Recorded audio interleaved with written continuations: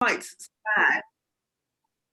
It's quite sad that things don't seem to have moved on a lot. I mean, you know, I did my first degree in computing, graduated many decades ago, and I remember going to the US, Atlanta, in fact, on a conference. There was an IT conference being held in Atlanta, and I worked for a software house then. And you're talking about news coming out of America. I mean, I was just shocked at how little information outside of America was sort of being consumed within America. That really shocked me because in London, I suppose um, things are a bit more, there's more of a global outlook. Mm. Um, and so I'm not surprised in some ways that, there's not much information about Africa because back then, I stuck out like a sore thumb, basically because I was a Black woman in IT. This was in the early 90s in the States. And people were confused. I wasn't part of the working at the hotel. I was part of a delegation. So I think that's something, and that's, decades ago. So really, there's a lot that needs to be done, that can be done to promote what's going on. I mean, obviously back then there wasn't social media, so that wasn't helpful. But yeah, there's a lot we can do and to promote what's going on. Yeah. So I think we can start our conversation right now. And today, thank you, Daniel, Arome, and Joyce joining us today. And we will be sharing the XR impacting various sections such as education, tourism, arts, and heritage visualization in Africa. So we can talk about, maybe start with education. And if you want to ask any questions to the speakers, feel free to unmute yourself and just jump in. Today is more like free form. So let's start. So education in Africa. We all know that XR can really enhance the way that people learn, right?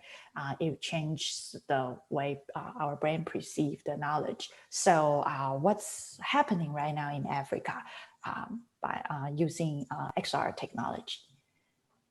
Any thoughts?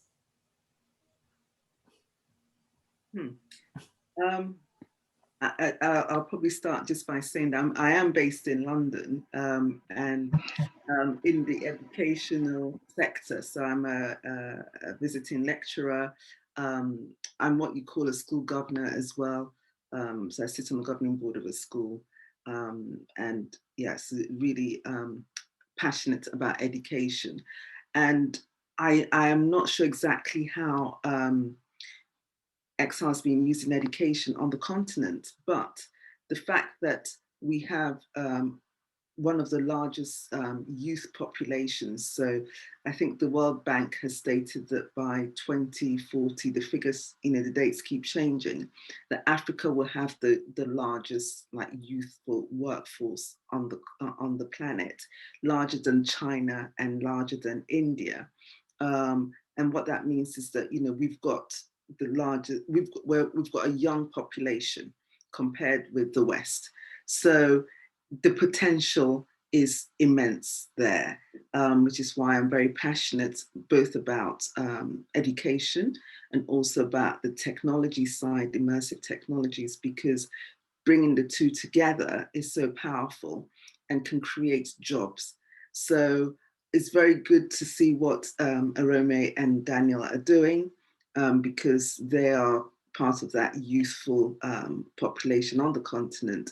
And I can imagine that it's very exciting, for the young people there to see how they can marry the education, not just in the formal sense of education, but in terms of training. So, VR can be used for in businesses, and it can be used for soft skills as well in the training. So I think that that's where there's a huge potential to make an impact on the continent. Any other thoughts for the XR in Africa? Because yeah, right now I understand that, yeah, just like Joyce said that, because today I read the news that China, the government is releasing, because before it was like a one child, like policy, right? But it seems like before they opened to two child's policy, because they find out that there are too many seniors and they need like a human source, right? They need young people. They need more young people. They need more babies. So they loosen to two. Right now, it seems like they are encourage people to have 3 kids.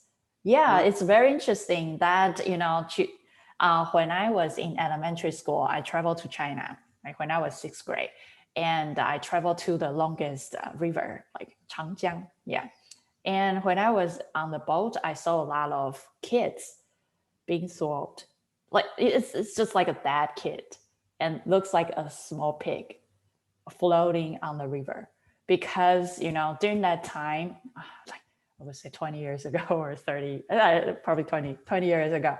Yeah. During that time that they have one child policy. So if they have, like girls, right? They just throw to the river. Yeah, which is super scary. When I saw that, I was screaming because I saw a small human and become like, So yeah, so right now, before they are overpopulation, but right now it seems like they start encourage, young couples to have more children. Yeah, so I think because they are lacking of human resource, and just like you said that, yeah, that makes sense because, in Africa, yeah, like right now you see like America, we all know that a lot of really good immigration policy, so kind of encourage young human source to go to America, right? And then, yeah, nearly every country it's like lacking of human resource because, the senior, the elders become more and more and young couples doesn't want to have kids. So, yeah, so I think, this is a really good point. And so it means that education is really, really important for Africa, because Africa might be in the future, might be the main source, really big source for, the human power or human resource. Yeah, any thoughts or any comments, Aaron or Daniel? Do you want to have some of your thoughts?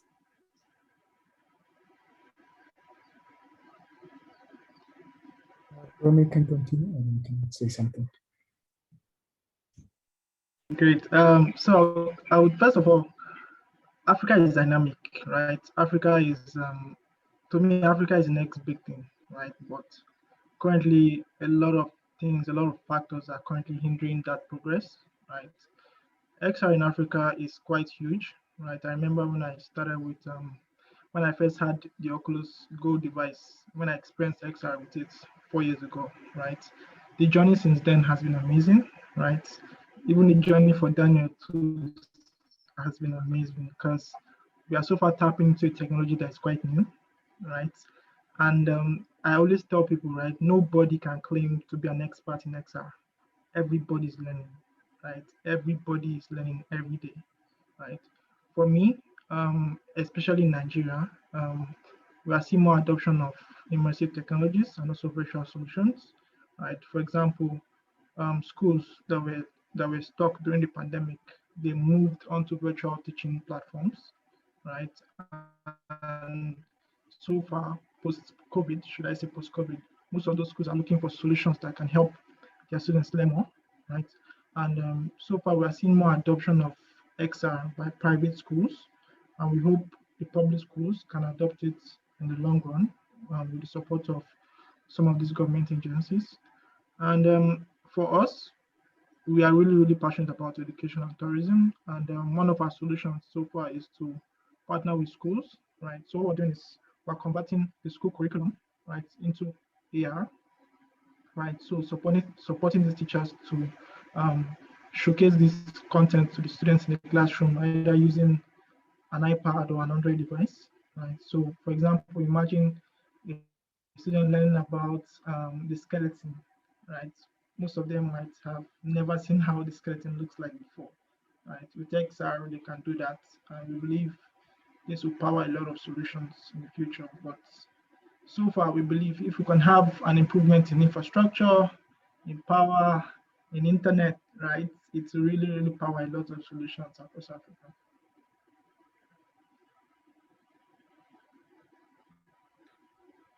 Yeah, thank you, Aaron. Yeah, so pretty much you were talking about more like in Africa.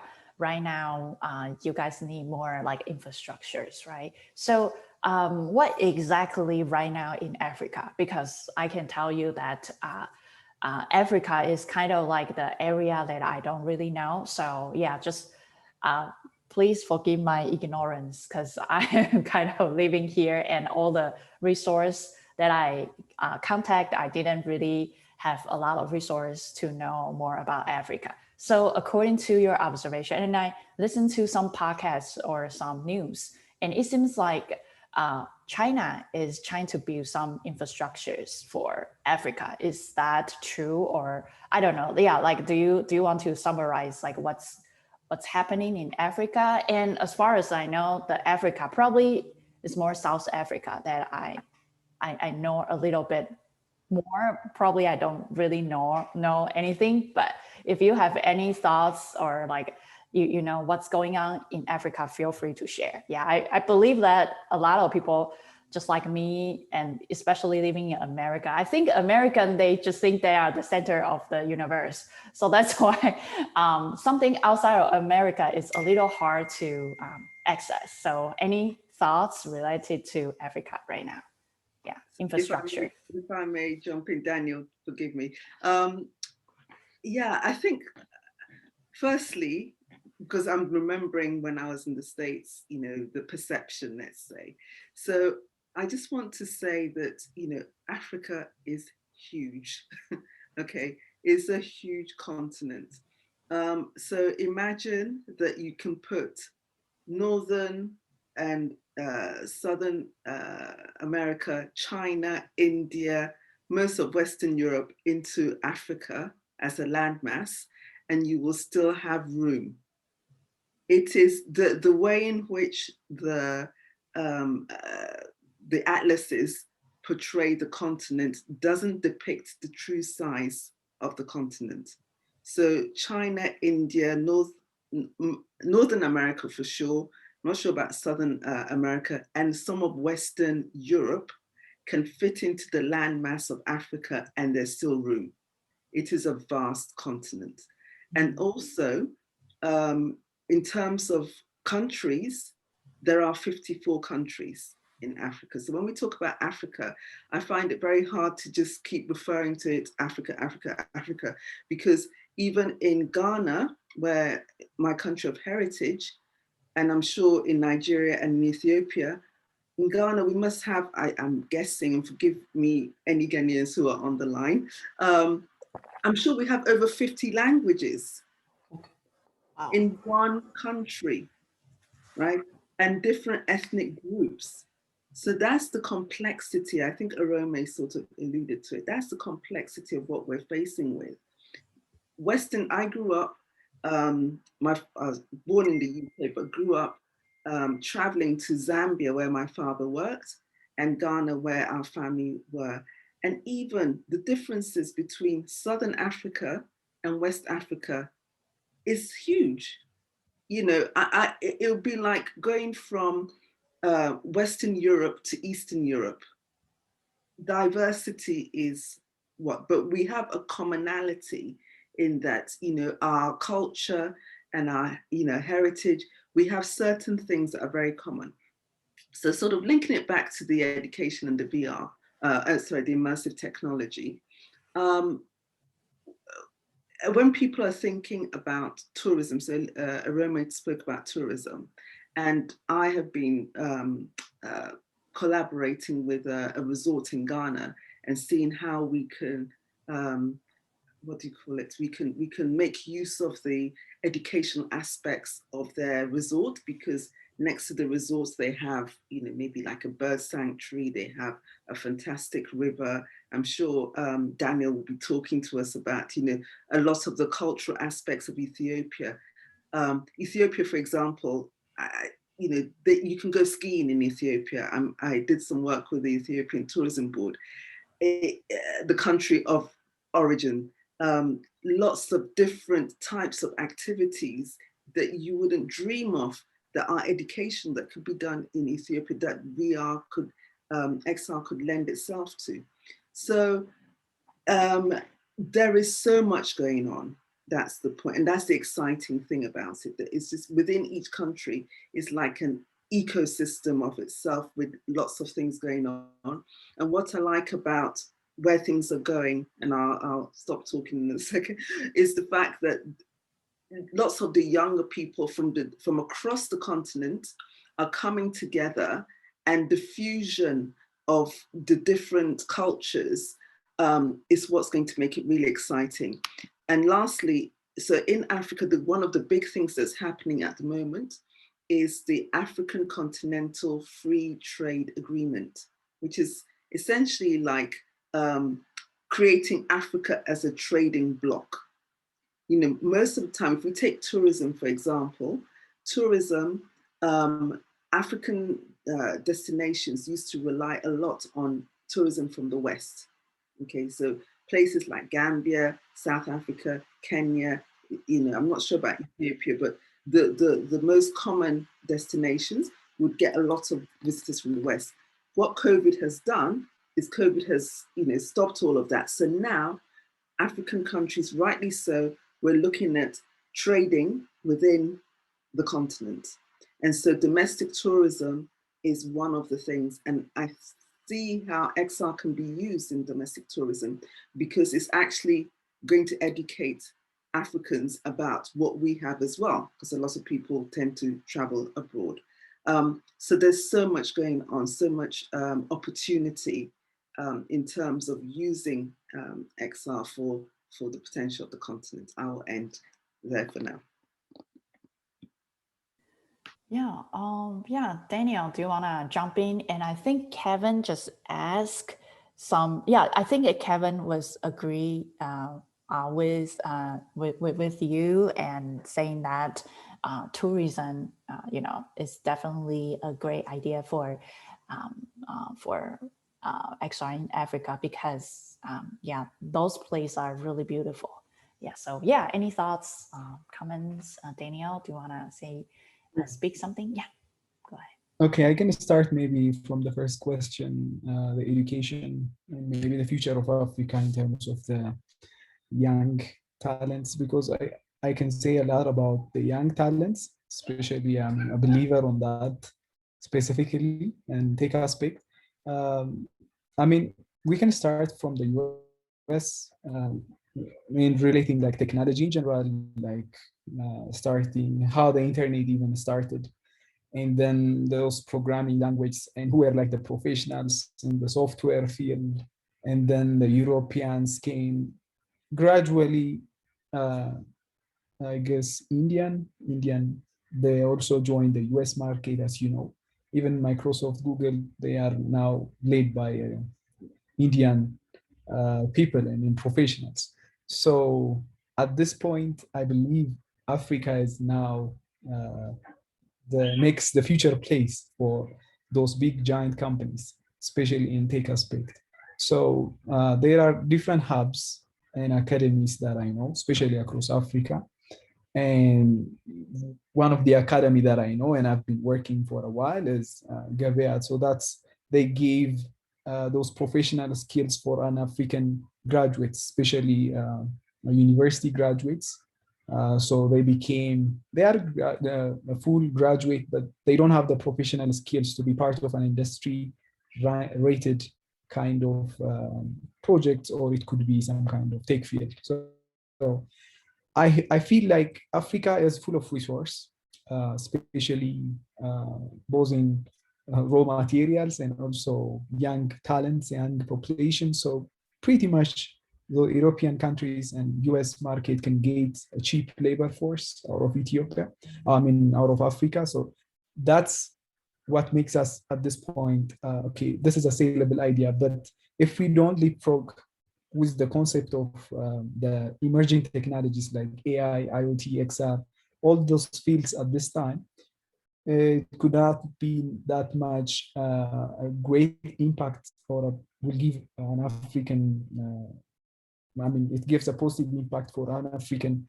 population. So I think we are at the good time to make an impact through emerging technologies, but it's not only by starting startups and maybe attending a lot of events, but rather than focusing on all those things, we believe we need to focus on creating those young talents, young professionals on emerging technologies, because as an African, there are a lot of developers, professionals all over the world. They do have a lot of skills. They want to even contribute what they know for an African talent. So if we properly use that and maybe focus on utilizing this kind of technologies, hopefully we will see much more innovative projects, not even in XR. When we say XR, it's not only the power of virtual reality across different sectors, but what can we contribute to the XR world? Maybe coming up with our own headset, like we can compete with the coolest. That's how we have to make a vision about Africa. So in education, before we start producing materials or projects, having the right talent is the most important thing. So education, it has a great impact. If you just put VR technology in one remote or rural school, and instead of opening a big lab with different computers, having one virtual headset could change a lot of lives, especially for young students, because they can have access to all their physical trainings related things. So it has a positive impact on their education. So that's how you have a quality education for an African students. Later on, they gradually became interested to be part of this kind of technologies. What they lack right now is most of our students, they don't have access to technologies through a lot of problems. It could be an infrastructure issue, it could be power issue, it could be political issue. So there are different factors that I know even in my country. So if we try to just stabilize a few things and bring affordable technologies like VR, even at a cardboard level, it could have solved, tremendous kind of change impacts for young talents. So once they became fully interested in technology, because a lot of people at this time, they got the interest, but they lack the skill set. So if we just fix this gap, they probably tend to become, probably the next big companies that will emerge from Africa. So like Google, Microsoft, and all those big companies that has great names, great services, products. That's, it's not even that much far from now. So that's one of the base thing this XR could solve in terms of focusing on education. Yeah, Great. Joyce. Yeah. Yeah. Okay. Daniel, I was nodding my head. I don't know if you were seeing quite a lot as you were speaking, because you were spot on. And just touching on what you were saying about skills gap before then, about access to technology or what Africa has to offer. If we look back, mobile payments of money originated in Africa. So there was a technology called, a platform called M-Pesa from Kenya, which was taking mobile payments from mobile phone. And that was the first sort of instance of innovation that was globally sort of seen in terms of technology. Now, what that enabled because going back to infrastructure, even though there are lots of landline phones, which, you know, in the world, most people don't use landline phones. When mobile technology came, a lot of Africans had access to telephones for the first time, because, you know, there were problems with fixed landline phones. And so mobile phones enabled people to leapfrog, African nations to leapfrog in terms of that kind of technology. And when that happened, then Kenya, with their M-Pesa, you know, brought about the innovation of the mobile payments.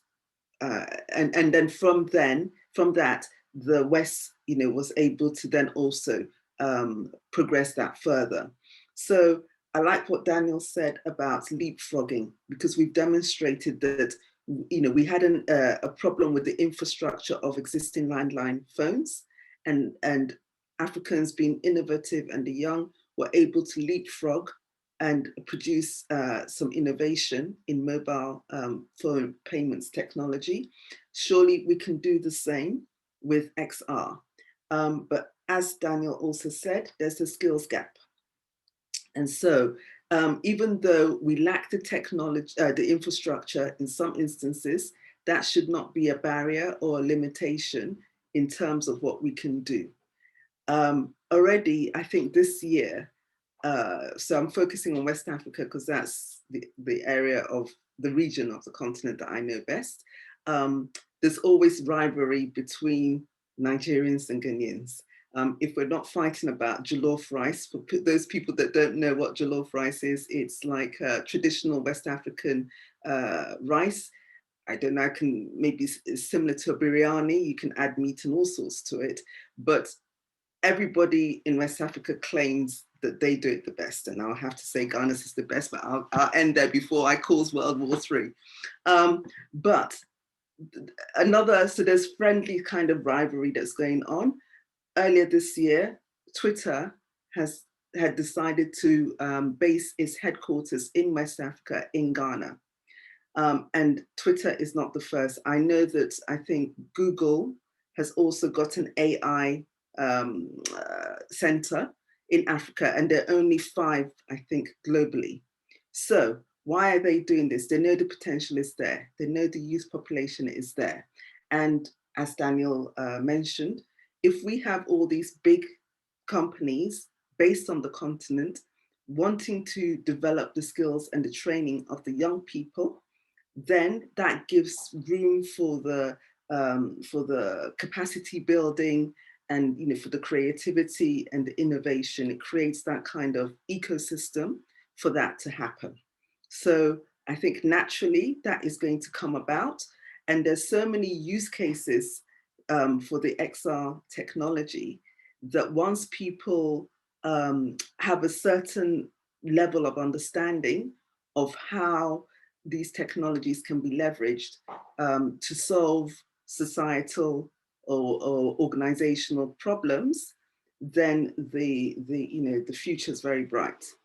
So yeah, all we need to do, they're good signs already. We've got these multinationals coming in, big tech companies based on the continent, different countries. So not just South Africa, you know, people, when they're thinking about Africa, they're thinking South Africa, they might think Kenya, but really they are making inroads to across the continent, which is very good for the young people.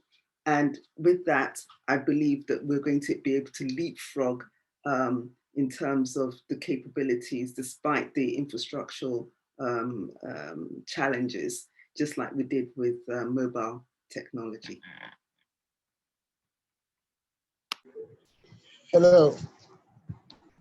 Hello, can you hear me? Hello, everyone. Yeah, sure. Feel free to talk. Thank you. My name is Gabriel, and I'm from Nigeria. I'm a lawyer. I also have interest in XR and VR technologies. Very recently, I had the opportunity to be a mentor in AR VR Africa, organized by INCD 3D. So what I would like to say as part of my contribution is flowing from where Joyce just stopped.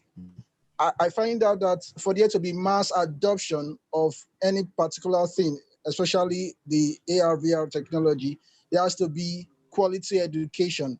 And education in this sense is not going to schools. I mean, awareness.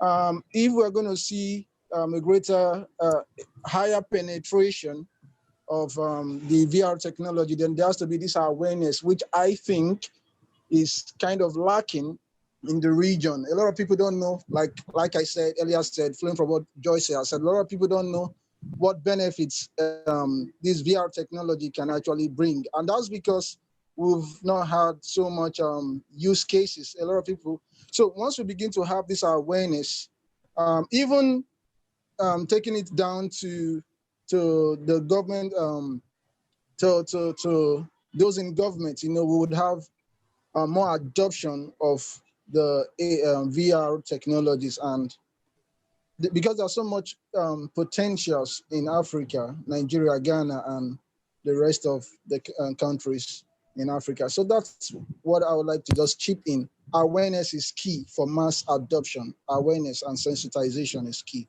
Thank you. Gabriel, thank you so might much. I add? Oh, sorry, Arome. I'm going to mute my. Okay, great. So Gabriel, I'm happy that you're talking about awareness, because awareness is quite important, right? Especially for us here in Africa, right? And if you notice, we have a lot of XR communities spread across Africa, West Africa, North Africa, East, and also the Southern Africa, right? What I believe is for us to have mass adoption and also improve on awareness of this technology, right? We have to start from the ground up, right? Start from the schools, get the students, getting them started with 3D content development as early as possible, right? Getting them started with at least the basics of XR. And if you notice, accessibility and also awareness is also a problem, right? And so far we have big companies like Facebook, Unity, or Unreal Engine so far supporting development of XR in Africa. We have close to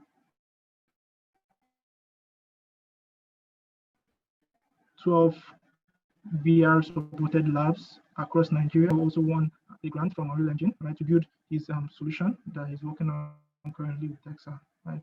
So to have more of this, we need more support, right? And we need to also build the talent level from ground up, right? Reaching out to the schools, talking to them, talking to the administrators to allow the students to learn the basics of this technology will really help with awareness and also adoption. Thank you very much. I agree. Cool. Joyce, do you wanna? Yeah. Yeah, Arome, you made the point very, very well there. It's and you're right about starting with the young in schools.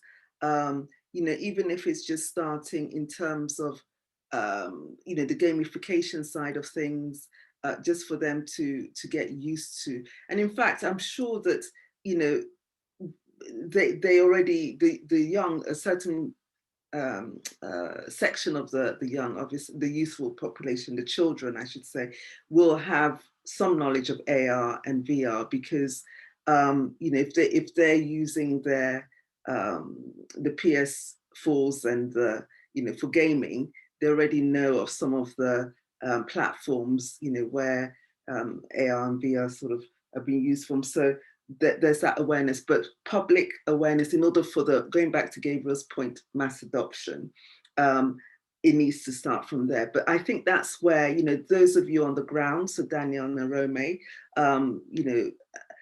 using the communities, the XR communities, even so, whilst the maybe the projects are not that in abundance yet, hasn't sort of hit huge numbers, during this period, I think that's when grounds can be gained with the education, making the awareness, the side of things.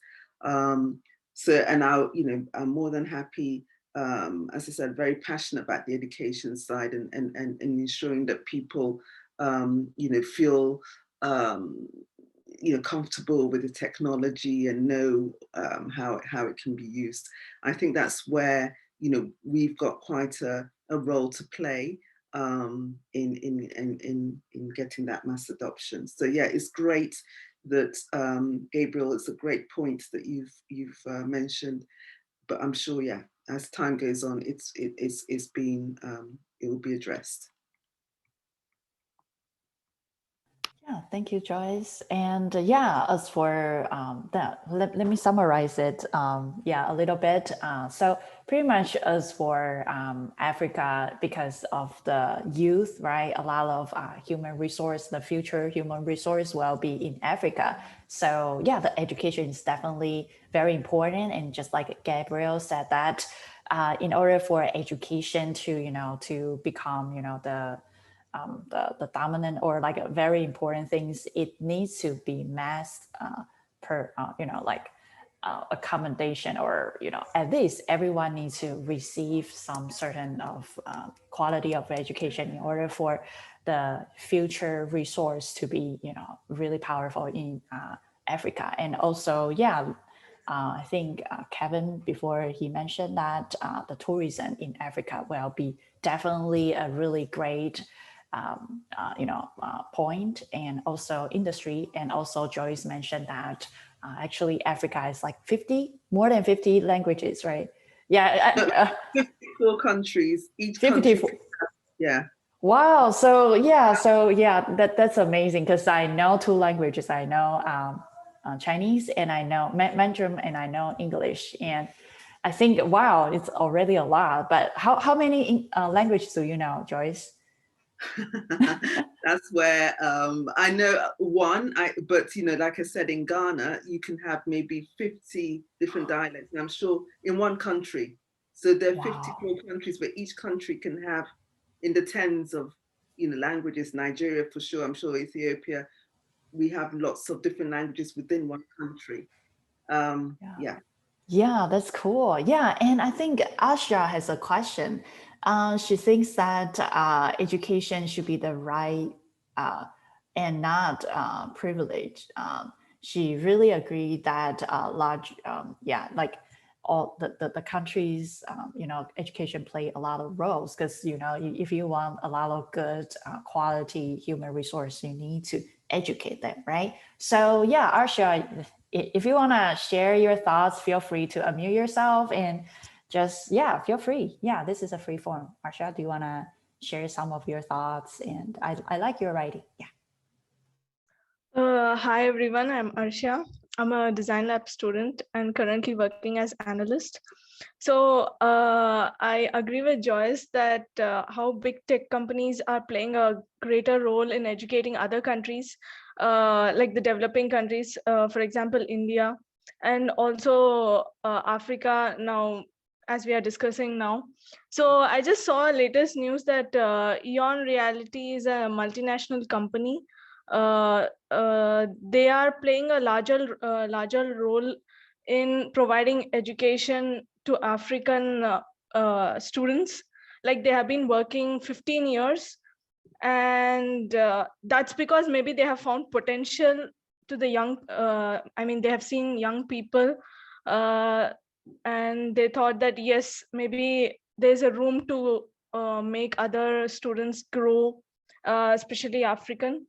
So yeah, that's how Eon Reality is a company which is helping and uplifting and upskilling the African communities. That's all I want to share. Yeah.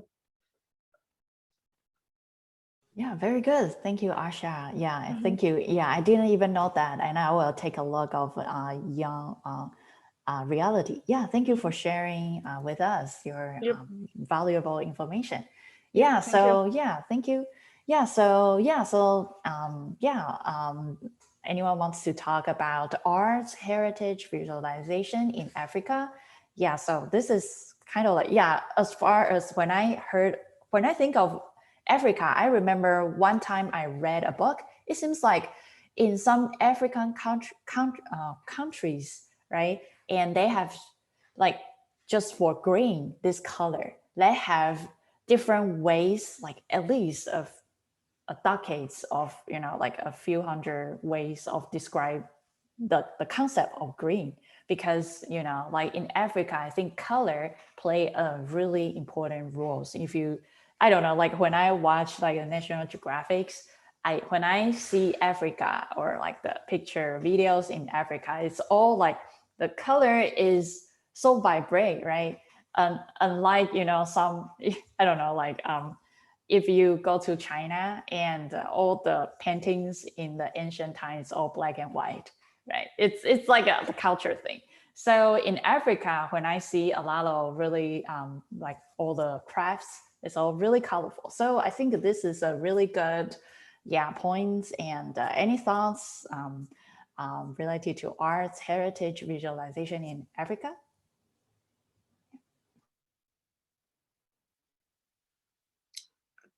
Okay, I'll try and make it brief.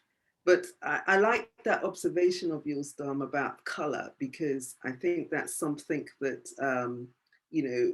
Africa, the culture is very vibrant. I remember, when I was younger and I used to go to the continent, predominantly Southern Africa and West Africa on holiday. And it never seemed to fail to strike me. Anytime I go back to the continent, all our colorful, what we wear, the food is also colorful. Everything is very bright and colorful. And every time I came back, especially in the winter, I always found it very hard to adjust, men in gray suits and, the grayness and the dullness of it all. So in terms of arts and culture, we have so much to offer.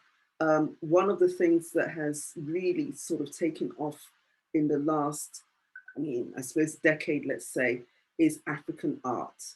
So African art internationally is huge, and we have so many renowned international artists.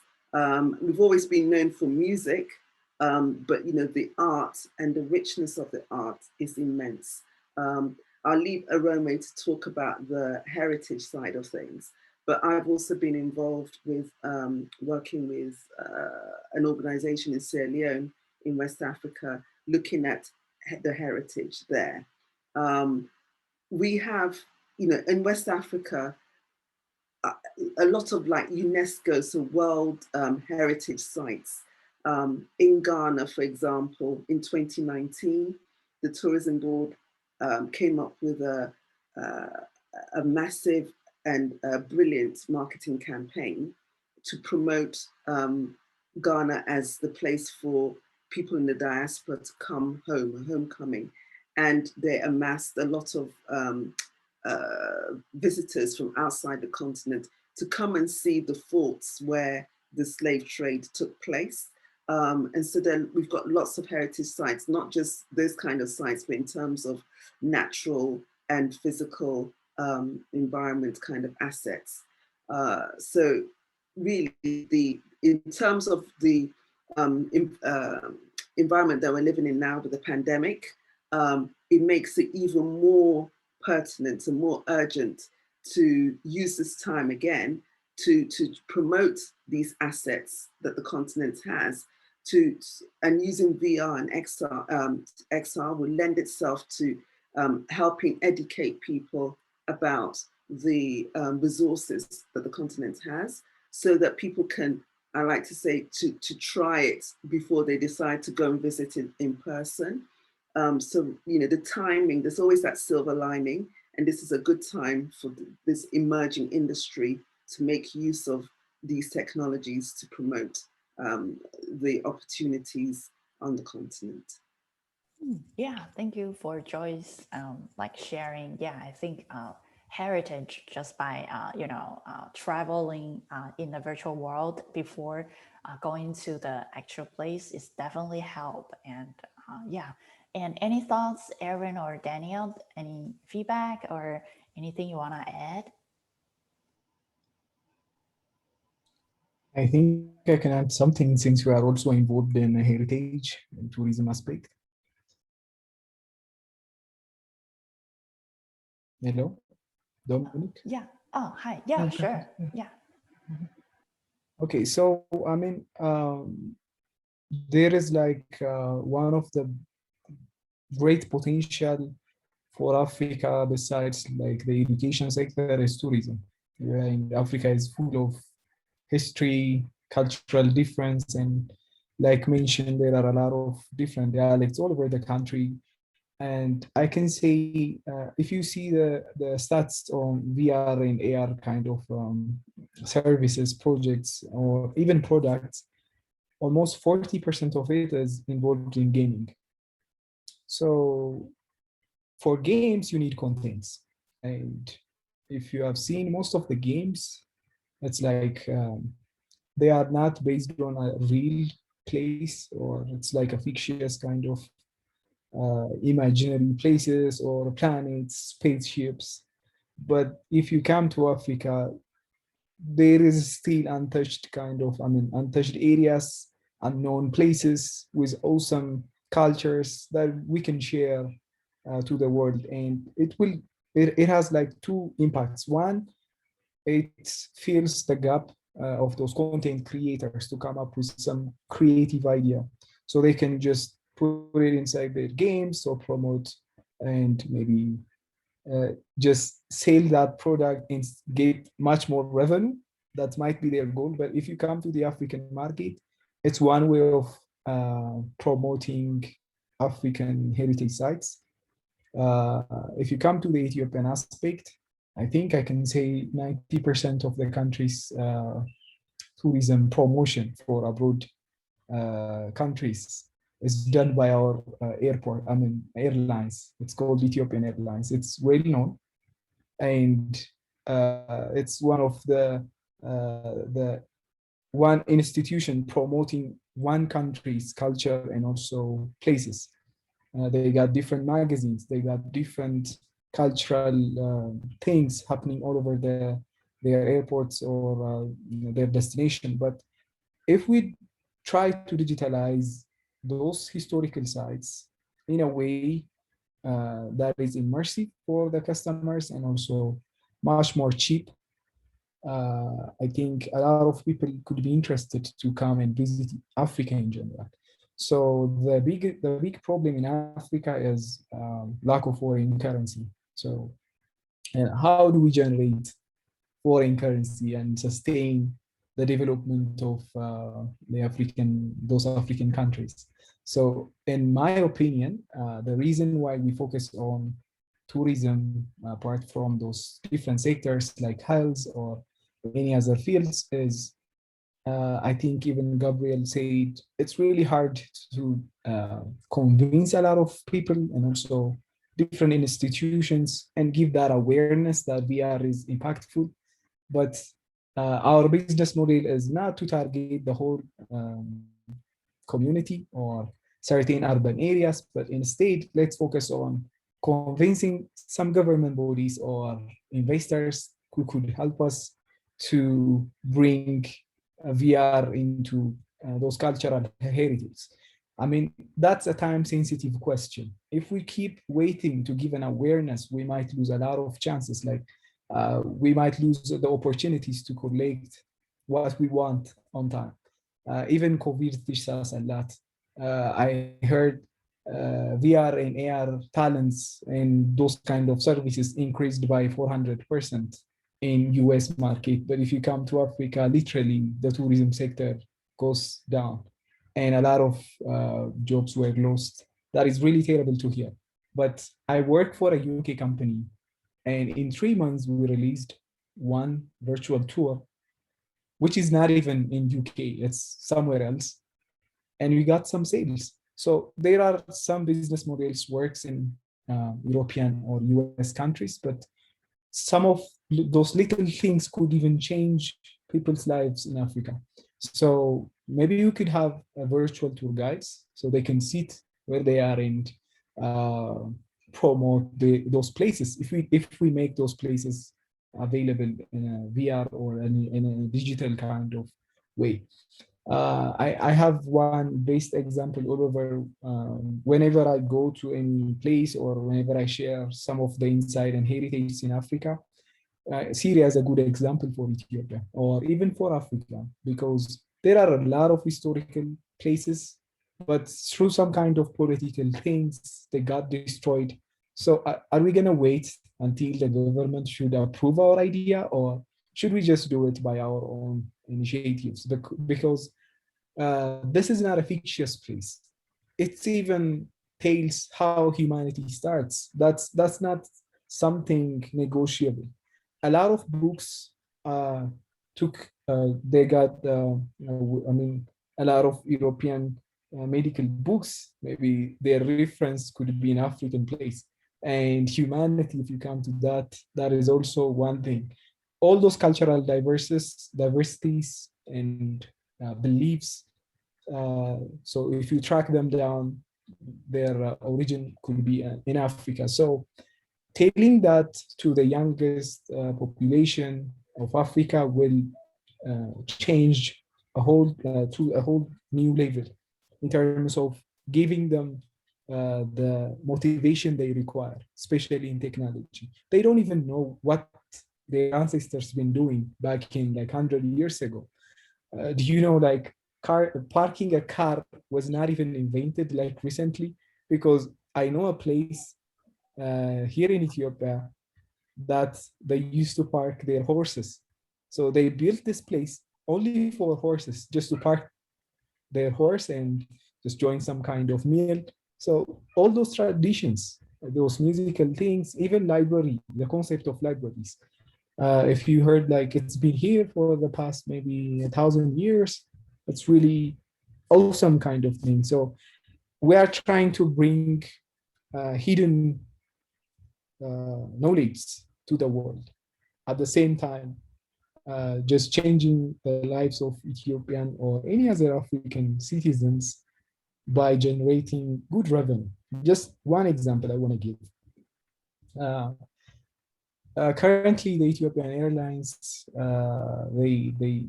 there are like around 12 million transits in a year coming to Addis.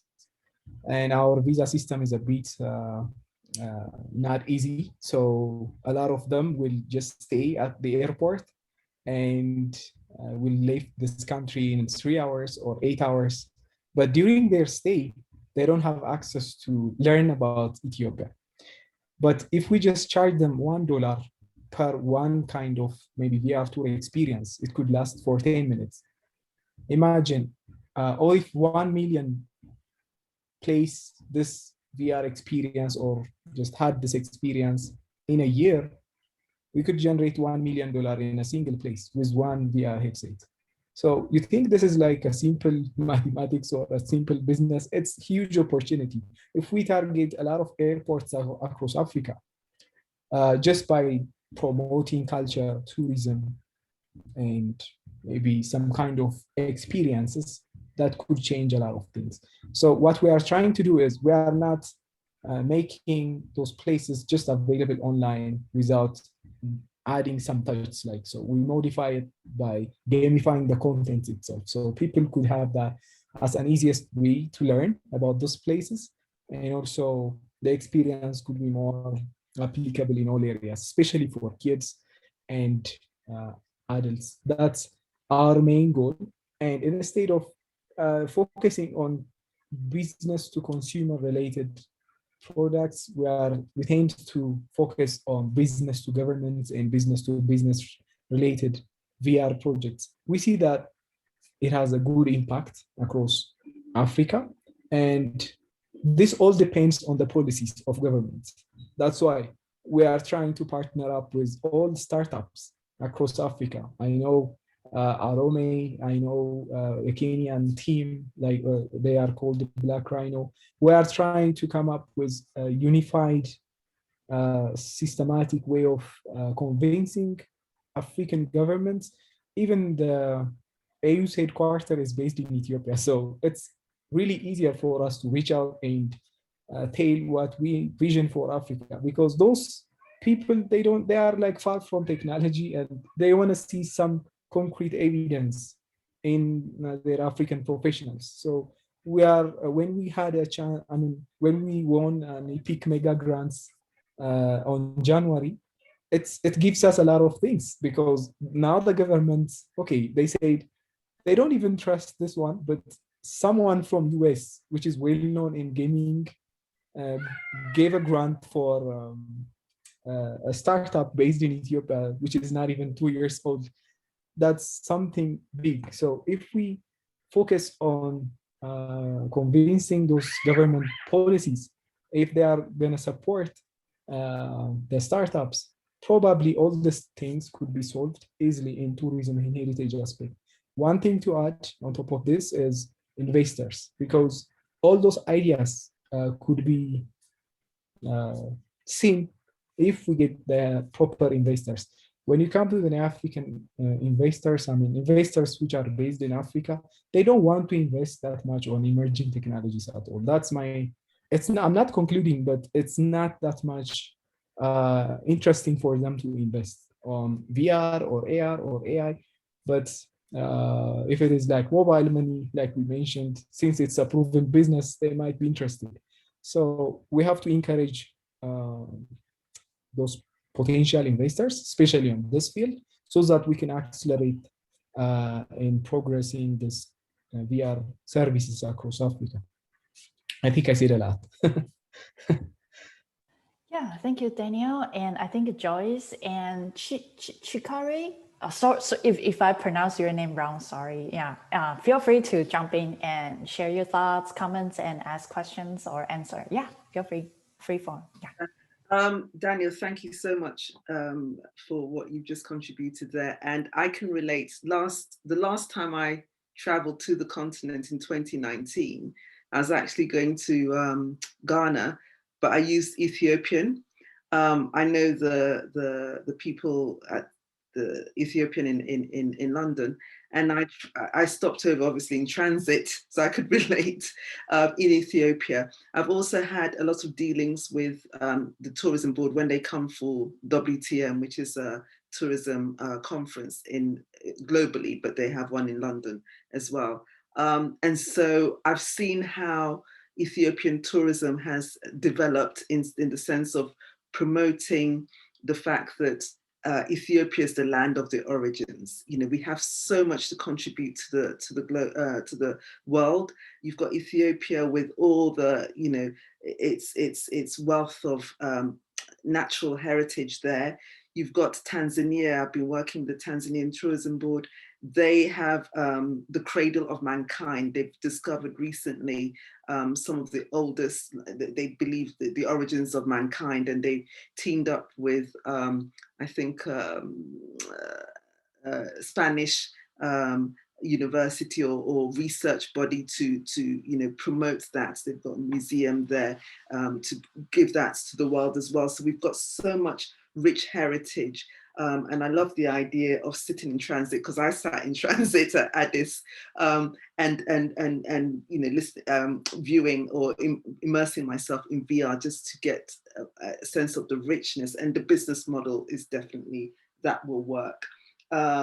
And also a point I wanted to make was about our traditions. So African countries, we're rich normally in oral tradition.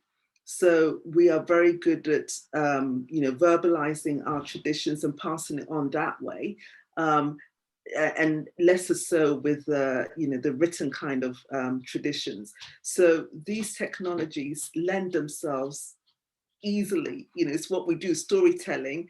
Africans are great storytellers. So the synergies there are immense.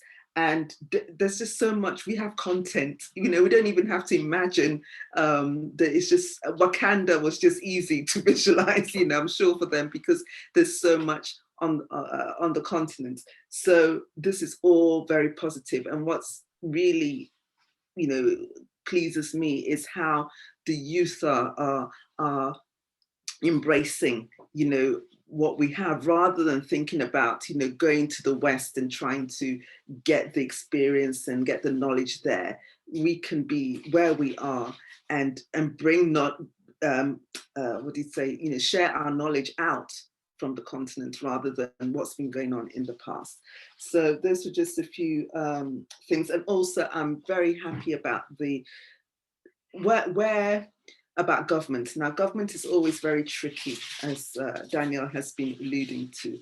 The fact that, you know, we need certain policies in place, especially for young businesses. The environment needs to be conducive in order for, you know, the businesses to thrive. But like Daniel was saying, there's no point waiting. You know, there's so much that can be done.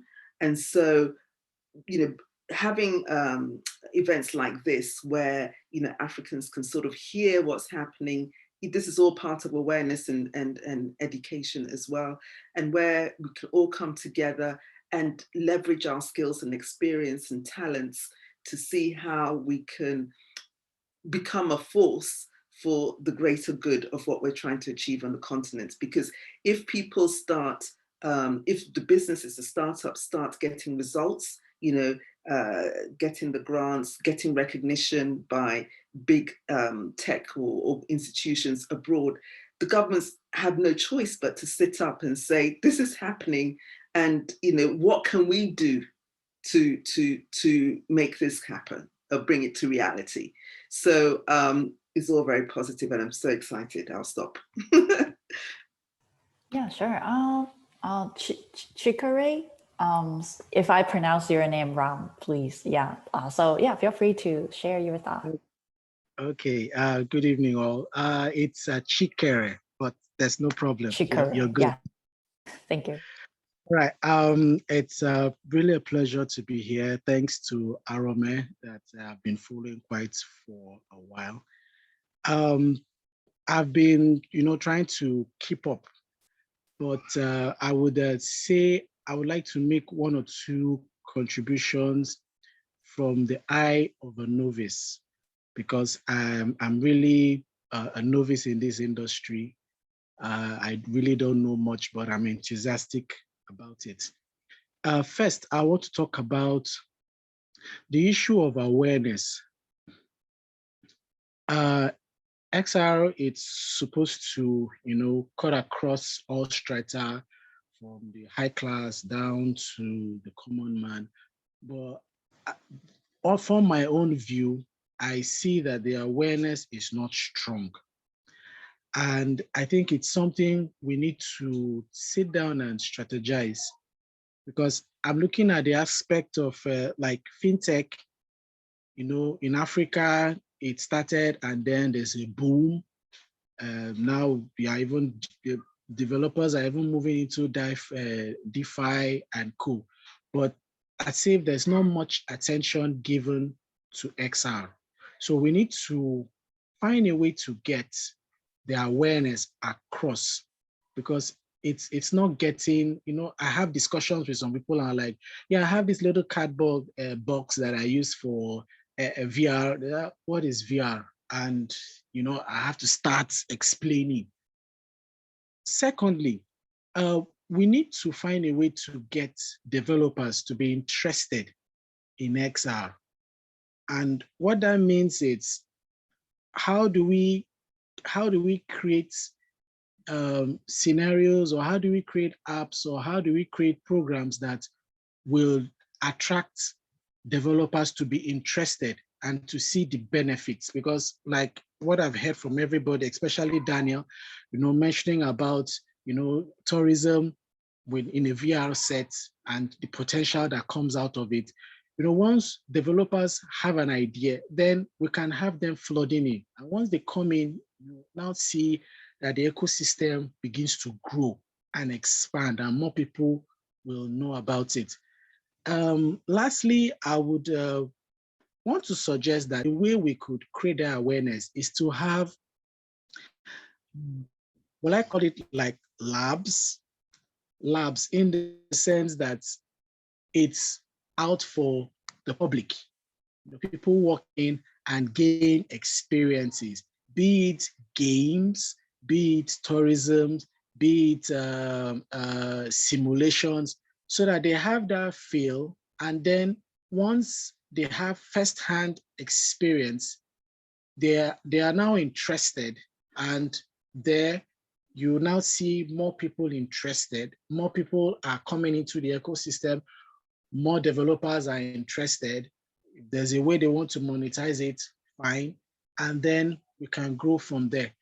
Because if the awareness is not, if there's no awareness, let me use that word, then we may still be at a snail's pace.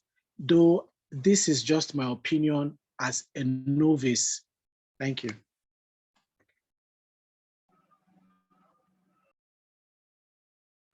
Okay,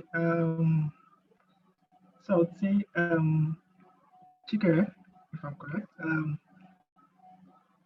So talking of 3 points you just laid out, awareness in terms of developers and also labs. I will start with the awareness part, right? To be sincere, I run a startup and I also run an XR community, just as you know, right? XR is capital intensive.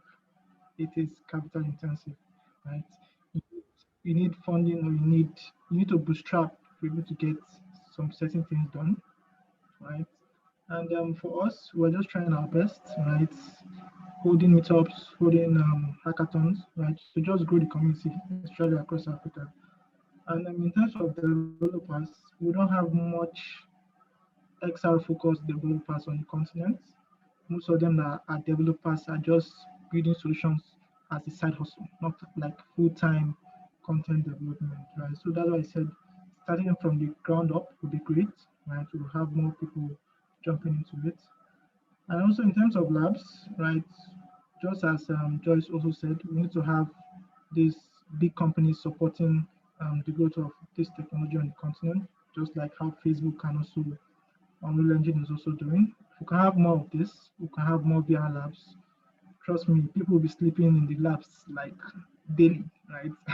right? People will really be sleeping in labs daily creating content. So it's just a matter of time, it will happen, right? But what we just need to do is just to keep pushing and just as Daniel also said,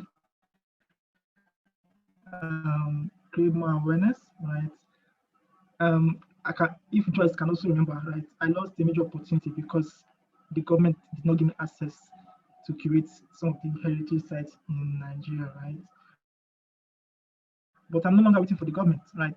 As soon as I have access to funding, I would actually capture this content myself, right? And trust me, the government will come on and start looking for partnership, right? So we just have to take up initiative and just keep building.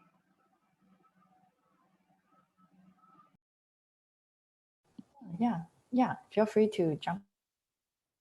Yeah, just and Chika, thank you for pointing that out. And Arome, you've also given the current situation, the reality of what we're facing. I made a note of what you said about bootstrapping, and also what Chikere mentioned about setting up some labs. If there's an opportunity to just have a small pop-up store, something that's is quick and easy to sort of set up to just demonstrate. If there's an event going on in the local area, I think we could start small like that. And it's a chicken and egg kind of, it's a bit of an English, I think, experience, a catch-22 kind of situation. But it's just about getting momentum. But what I can't stress enough, I'm really happy to hear, is how the momentum is developing within the XR community itself. And it's good to hear that end users, as it were, are also wanting to propel this momentum. So it's just a question of time. It will happen. The enthusiasm and the passion is there.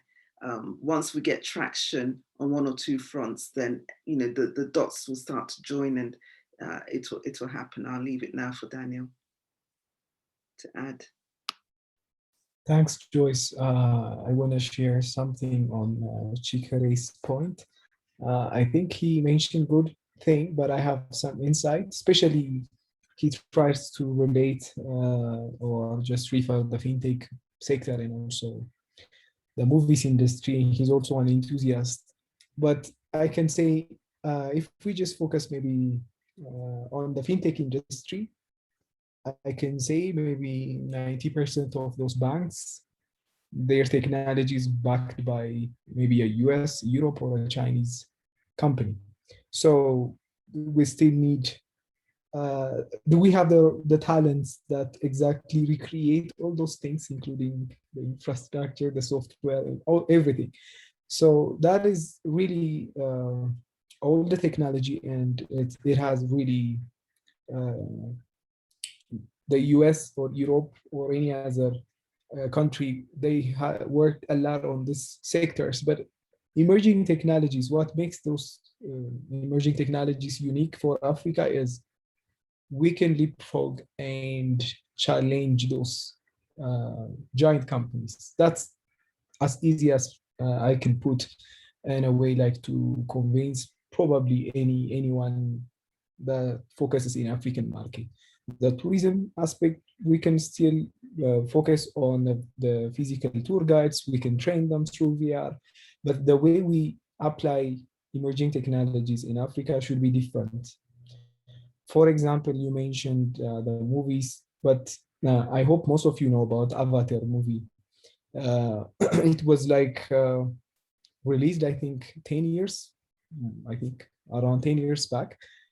The technology they have used was not even known, or it's not even available for industry uses. But after 10 years, we got a chance to use.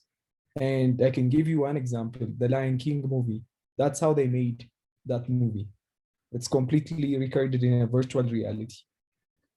With the right talent, we could have a chance to make or remake that kind of movies in Africa. So we can sell it for a Hollywood market or any other market. And the entertainment industry could be revolutionized by the power of virtual reality. The way they have done it, it's known. We do have the right tools. Most of the tools are, by this time, they are open source.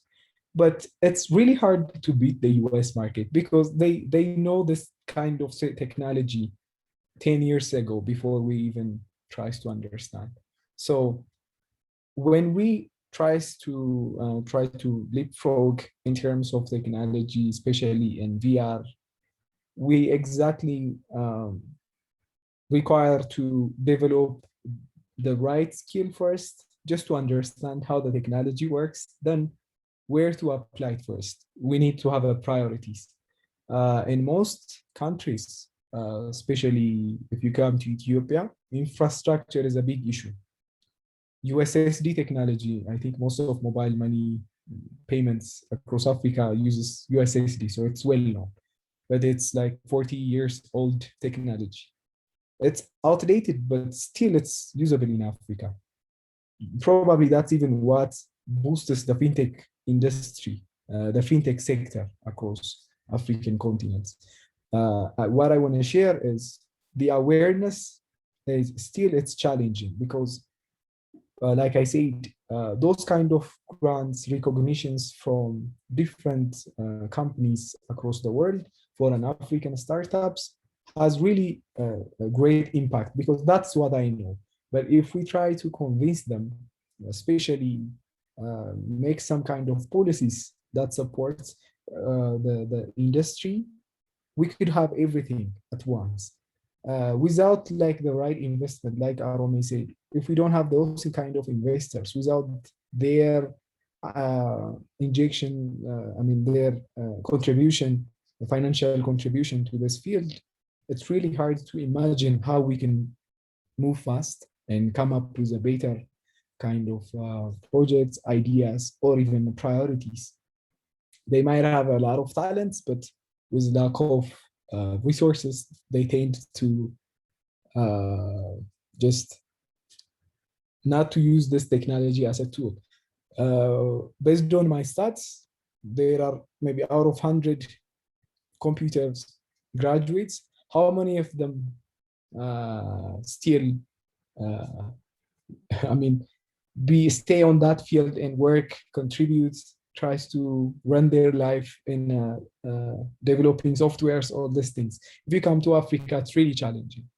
We can name a lot of reasons, but if we just miss this kind of talents, the right full-minded professionals, we still have this kind of confusions, where to focus and how we apply the technology, especially on emerging technologies. I see blockchain, I see AI, I see a lot of emerging techs.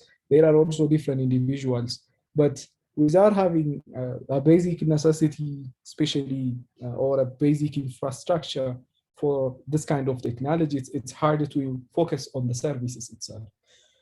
So we might need to focus on, I think there are also some questions regarding the finances, but that's what I plan. That's my personal opinion, but especially in terms of the technology, I think XR, it's really powerful across all fields. XR without AI is not even imaginable. XR without IoT is not even imaginable. If you develop some kind of hardwares like haptic feedbacks, for example, we tried creating or prototyping our own haptic feedback suits that you can wear while you play or visit this kind of historical places. We designed the hardware out of a massage machine, and we tried like getting some components like the vibrator motors, and programmed it in a way that we want. But if we just pitch it to an investor, probably this product could also be one saleable item from Africa. It could be, I know there are some haptic feedback makers, suit makers in China and also Europe, especially in US as well. So I want to take a Chinese as a good example in terms of the technology focus. When US focuses on fuel technology, they were focusing on solar technology. Now you can just see most places are solar powered. So in terms of the technology aspect, they are advancing a lot of things in solar technology. If you come to the blockchain, they are not currently using Bitcoin for regular bank transactions, but they are the one who mines a lot of those coins. In terms of high-level advanced machines like supercomputers, they tried creating their own codes. Like we said, I think for an American standard, it's ASCII codes. For the Chinese, there is also another sort of machine level programming or standard they came up with. So they are using their own language on their own technology to advance it and use it for their own community. So I think for Africa, that is also a good example. It's not like competing, but that's what we require, not to depend on a lot of US and European or any Chinese companies. We have to stand and focus on which technology could lead us or make us like powerful in terms of utilizing for the mass population. So that's my insight. Thanks. Yeah, cool. Any thoughts, comments for that? Yeah, and I really think, yeah, this is a great event, and yeah, I learned a lot from you guys and from all the sharings, and now I can see like Africa is a really like, you know, like before I knew, as far as I know, like study from the history, that a lot of countries like in the past, they colonized Africa, right? Because Africa has a lot of good natural resource. Yeah, and then right now I can see like a lot of, you know, like infrastructure happening in Africa, and also, you know, human resource. So yeah, so I think, yeah, definitely, yeah, Africa has not only natural resource, but also human resource happening and growing in Africa. So yeah, yeah, any other thoughts, comments, or feedback, or anyone wants to, you know, make extra kind of like feedback Yeah, I mean, yeah, I learned a lot. I just learned a lot. I didn't, yeah, I'm sorry that I don't have a lot of stuff to input, but yeah, I learned a lot. I have a question Yeah. that I'd like to pose to the panel. So my name is Tracy. I'm based in the United States, and I actually work with children, teaching them VR and coding. So, you know, I think about all of the tools that we have available that I work with students and helping them. And primarily those tools are in English. And we also have like developmental philosophy of when I'm working with very young kids, when I'll introduce them to virtual reality, what tools they'll use, and then how they will get internships and work at Google and all those other places. So what I have two questions. My first one is wondering that through this kind of pandemic time, what type of, you know, everyone switched to remote learning, and so they had to switch infrastructure. I'm wondering, were there any benefits that we saw in various African countries of more successfully making that switch? And can that give us some models of thinking of how we can distribute the learning and teaching of these new technologies? Because we did a lot around mixed reality and using our VR, you know, our cubes and all of that to extend learning, not as much as we would have hoped, but that seems like a possibility in a different structure, where here in the US, you have to fight a lot with traditional learning modes. People don't want to give up certain structures, but if that's not a barrier in many African countries, it's an opportunity for us to go in and teach in different ways. So I'm wondering if there are any practices that you see are hopeful for those of us who really are interested more in working with children. We work with children here, but I would love the opportunity to go to an African country and teach. Okay, Tracy, thank you for your question there. And it's really pleasing to hear what you've managed to do over the pandemic during the lockdowns with the children. Just speaking from personal experience, so my family back in Ghana, they have a private school outside of the capital, and obviously I have family members who have young children that are in school. From those experiences, I have not heard of VR. I keep talking about VR. I'm really sorry. XR being used in like during the remote learning.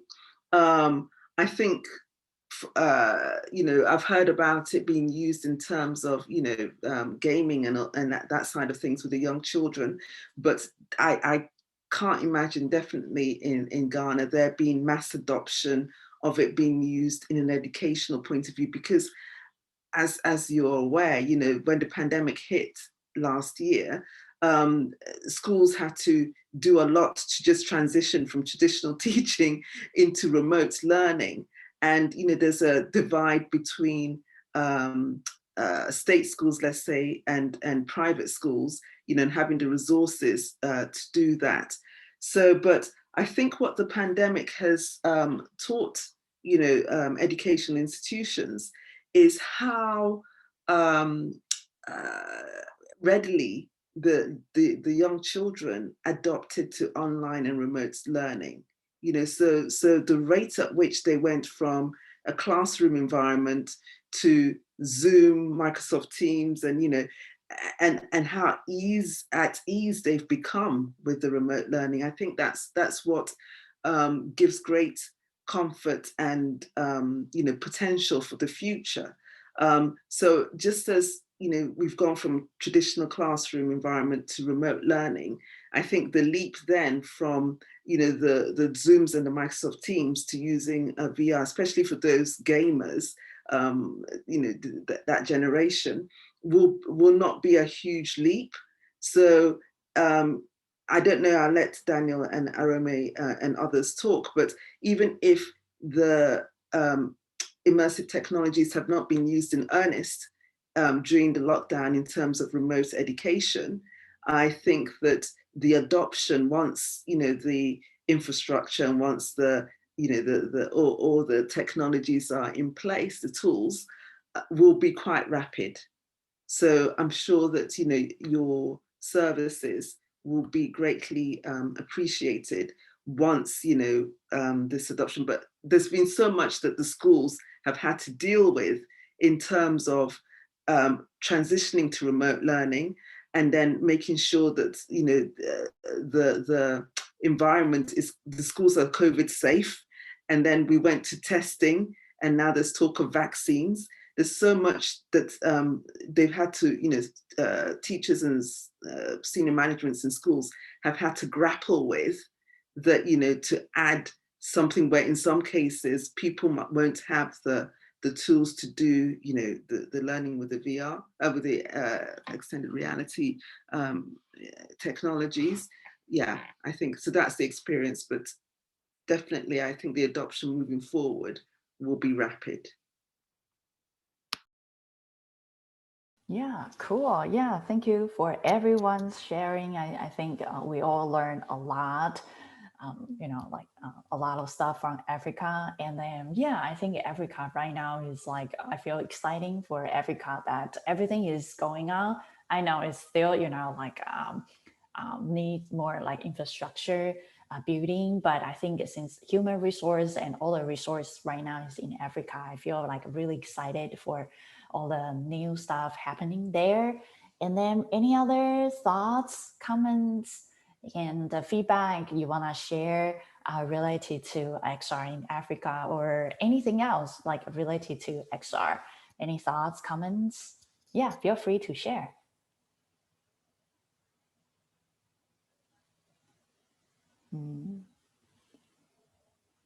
Yeah, okay, yeah, so I just saw Kevin share XR conference free virtually. Kevin, do you want to unmute yourself and share with everyone what's the event is about? Hi, yes. Thanks for having us, Dominique. Always a pleasure. I wanted to share this. This is a virtual event, so you'll be like in a metaverse environment, and they'll have guest speakers, but they do recording. So if you missed anything, don't worry. I have been attending, and it's been phenomenal. But it's mostly XR and education, and it's all different speakers from all over the world. It's quite exciting, as we know, with the fact that pre-pandemic, a lot of this would have been, it taken another 10 years to implement some of these technologies. But now with the immersive learning being kind of forced on the world with the pandemic, it's definitely shifted the mindset. So a lot of the things that I'm hearing, especially the discussions around how education is being viewed, a lot of these companies are being showcased here at this conference. So if you get a chance, sign up. It's still going on, and you can go at your convenience. A lot of these talks are there's a schedule. You might want to look and see what time zone for your preference, because a lot of these I don't catch, so they're kind of like way earlier than I would want to attend, but they are on YouTube, so you can see some of the past ones, but they're phenomenal. Some of these discussions that we're having, from Africa, XR in Africa, to XR in like South America, there's quite a different presentation. So just wanted to share that with everybody. If you want to jump in and enjoy, maybe I'll see you there inside that little virtual environment that they have. But thanks, Dominic, for having this, and all the speakers. It's been phenomenal. Cool. Yeah, thank you. Yeah, so yeah, for me, I think I really like to, for me, kind of like meetups and events. And for me, I've been doing this for probably around 2 years. And then, yeah, every Saturday I told myself, I need to, start learning something new, because I feel like, every day we're just doing a lot of stuff every day, and I want something, inputs. And it's a great opportunity, because before, actually, when I think last year, I was doing in person. So everything is so limited. In California, in Santa Monica, if someone couldn't drive to Santa Monica, then yeah, we couldn't really have the event because of the location. I remember before I even invite somebody in New York. Yeah, and we were talking about maybe live streaming, but it just like, I have to book a room and I have to rent a projector and project him on the wall, and people need to come and I need to buy pizza, right? So yeah, it's just like it's so hard to do right now I start realize that, online event, during COVID, I saw a lot of online events, so I start trying, and I find out that, like online event actually bring everyone together. You see, like Joyce is in London, Daniel is, and Arome, two of you are in Africa. So it's amazing that we can all together and talk about and share all our thoughts together. I find out that actually COVID is not limited people, right? It's kind of make my life unlimited just through the technology, right? So I think that right now everyone is start exploring, like, for example, like I think online conference or online meeting is a hot topic, and especially AR, VR can definitely enhance. For example, like, like a team viewer right now, they add the AR stuff into the software. And also you see like all the enterprise, they are doing a lot of AR, VR integration. Yesterday, I just saw a news, there's a software called Archea, Archeo or something. It's like, hold on a second. I have to make sure that Archeo. Okay, so ARKIO. Okay, let me share with you this very interesting software. This allows people to jump into VR, and also like its cross-platform is super useful, and it integrates with all the 3D softwares, so you can build, share, and some people can even use iPad or phone, Android phone, iOS phone, computer, and 3D space, AR space, and different software like Rhino, SketchUp, you can also edit, import, and collaborate.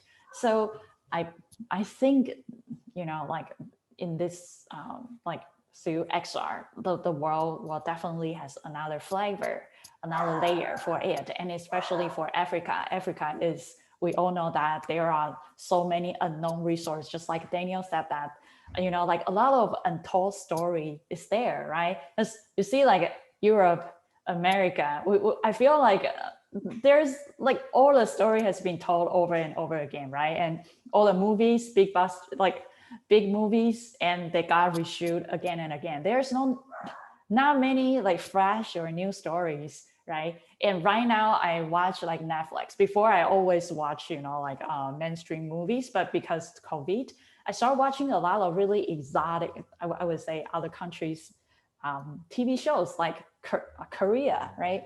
And also like Thai. Like recently I watched a TV show called A Girl from Nowhere. That is super cool. It's like a Dexter, like a girl from like a Satan's daughter who killed the bad person or who punished the bad guy. Yeah, that is a Thailand movie or TV shows. So I find out that the world I start receiving a lot of very cool, like besides mainstream stuff. Yeah, I know that I'm so limited. I live in USA for over 13 years. So I feel like my world is really limited just by looking at all the news, and it's all focusing on USA. So I'm so happy that today I learned a lot for Africa, and I'm really happy that those three speakers and a lot of audience, we kind of like brainstorming and also discussing about the future for Africa. Yeah, any thoughts, comments for the event, feedback, the last call, anything want to mention? I just want to say thank you. Thank you for bringing us all together and the opportunity to meet everyone on this Zoom meeting.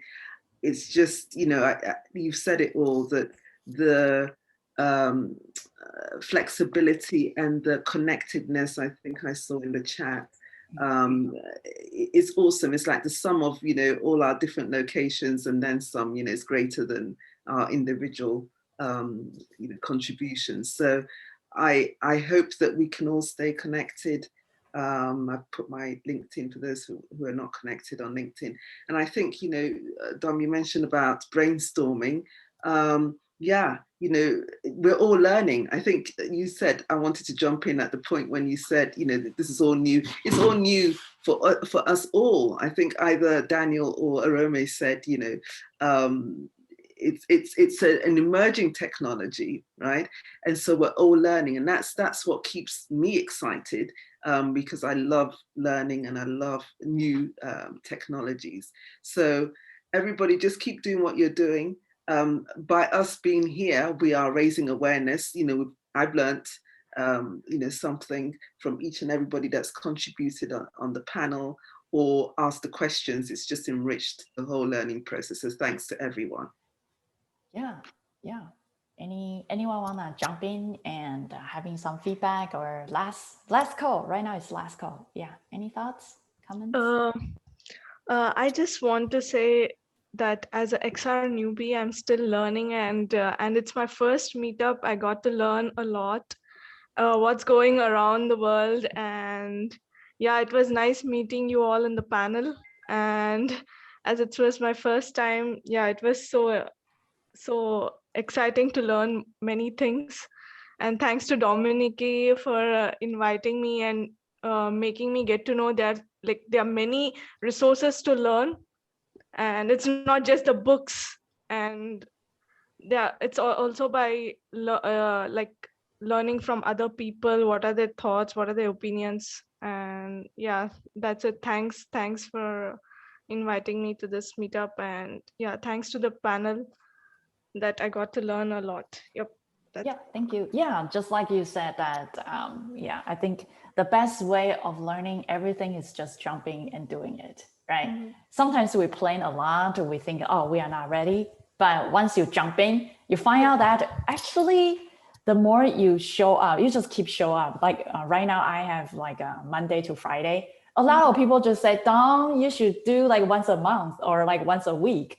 And I told people that no, I'm going to do actually before was Monday to Sunday, every morning, 9 o'clock to 9:20. Yeah, that's my style. I was like, I'm more like, yeah, if I'm going to do it, I'm going to do it. And even though I don't know how to host anything, I don't know before, I don't even know how to, you know, pronounce correctly or with a really good accent in English. It's because I just keep showing up. And the more I show up, I become better and better.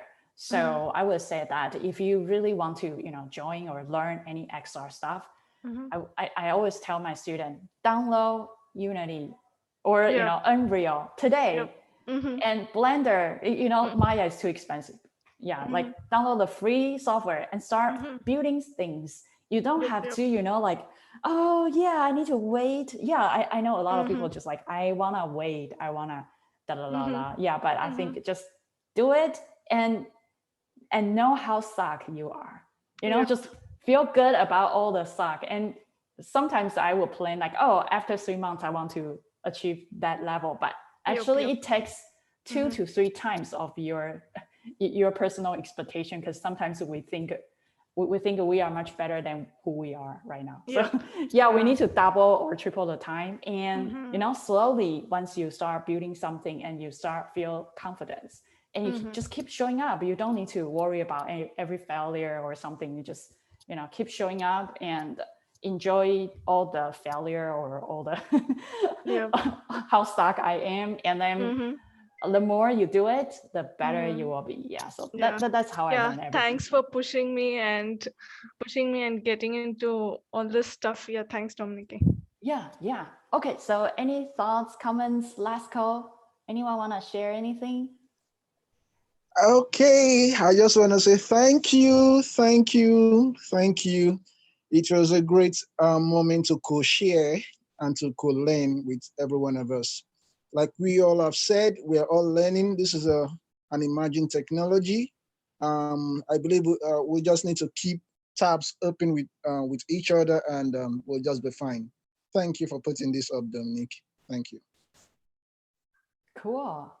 Okay, so yeah, thank you everyone. And yeah, I wish this is just the beginning. And yeah, I would say maybe once a while I will have another Africa panel or, you know, Asian panel. I mean, I'm Asian. I haven't really. I joined one of the Africa event, and another one is this one. This is my second one of like an Africa panel, but I haven't joined any or host any Asian event. Maybe I will host like different continent, because I find out that the good thing and bad thing about America is that we are too focused on the news in America. This is good and bad at the same time. So we don't know about the world, and we are so self-centered. If you are in America, you feel good about yourself for no reason. It's weird. Yeah, this is very interesting. So yeah, so I really appreciate like today we have so many a lot of new inputs, and yeah, and let's keep building things and and all the and I wish everyone can learn stuff. I know everyone has its path, have its goal, and I wish everyone good luck with all your stuff and careers, and thank you. Okay, so thank you. Aaron, do you want to say something? Thank you. Yeah, thank you very much. So much. Yeah, cool. Thank you. Yeah, thank you. Bye-bye. Great. Bye-bye, everyone. Bye-bye.